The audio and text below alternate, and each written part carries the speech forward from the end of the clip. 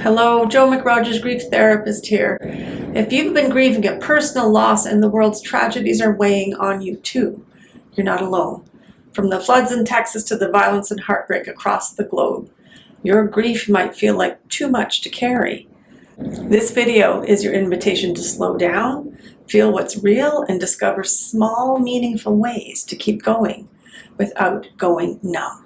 When the world feels heavy and your own heart is already carrying more than its share, it can just feel like too much. Whether it's war, climate disasters, injustice, violence, or another headline that breaks your spirit, these collective tragedies can crash into your personal grief like a wave on a tide that was already rising. You may have already been grieving a death, a diagnosis, or a dream that was broken, and now you're expected to somehow keep moving forward while the world is also unraveling. I want to hit pause on this and just say, there's nothing wrong with you if you feel overwhelmed. You're not weak, you're not too sensitive, you're human, and grief is not meant to be compartmentalized. This experience can be especially intense for all of us deep thinkers and big feelers. Those of us who see patterns, who hold the pain of others in our bones. Those of us who don't just read the news but absorb it. If this is you, you may feel the world's sorrow as if it's your own. And your inner grief may echo louder when it collides with the global ache. Your empathy is a gift, but without care, it can lead to emotional burnout or despair. Please know, your tenderness is not a flaw, it's a form of wisdom, but even wisdom sometimes needs respite. Lately, the flooding in Texas has been heavy on my heart. The images, the devastation, the stories of lives ended and upended. It has stayed with me. It's been heavy in my heart. And in those moments where I feel so small and helpless, I have turned to my own simple ritual. I light a candle. I sit with the grief. I send love to the families, the children of Camp Mystic, to the rescue workers, to the earth itself. It may seem small, but it reminds me that I can do something. I can hold space, I can witness, I can send presence, even from afar. That small act of lighting a candle and being with it helps me transform from a sense of utter helplessness into intention. When we grieve personal loss, we often feel isolated, like our pain is invisible. But when the world is grieving too, it can feel like our pain is now being eclipsed and silenced.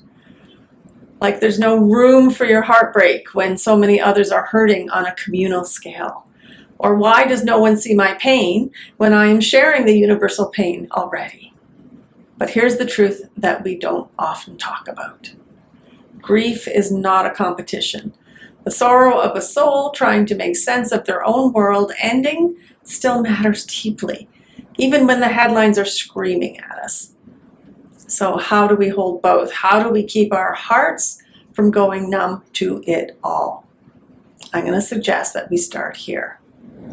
First, name what you're feeling. It might sound simple, but I'm saying, I'm grieving this loss and I'm heartbroken about what's happening in the world. Gives your experience permission to exist on both planes. Next, make space for both.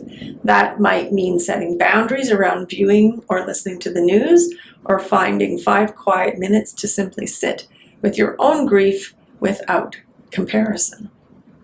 Also, reach for rituals that ground you. Lighting a candle is my go-to. You can dedicate a walk in nature. You can write a letter to the loved one that you've lost, or a letter to the world at large. Consider reducing your isolation. Find community. Grief is often too heavy to carry alone, especially when it's coming from so many directions. I hear about this often in my grief practice, my therapy practice, where people have their own unique grief, and then there's the world grief, and it is so overwhelming to try to figure out which one to grieve at what time and how. Doing so is where a grief revolution begins. Not by pretending we're okay, but by choosing to be real with what we're carrying. Please know you don't need to choose between grieving personally and grieving collectively. You don't need to choose between honoring publicly and privately. You can do both.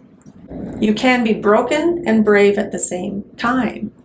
you can care deeply about the world and still tend gently to your own unique grief needs. So please, I'd love to hear from you, the viewers. What helps you navigate grief when the world is hurting too? What small rituals or boundaries or beliefs or mantras carry you through? Please leave a comment below so that others can feel less alone in our layered grief. Because when we grieve together, we begin to heal together. As you know, I always say grief needs a revolution, so welcome to the Grievolution. And as you find your way to navigate your own unique grief and the world grief, I send you kind thoughts, kind words, and a kind heart. Thank you, and take good care.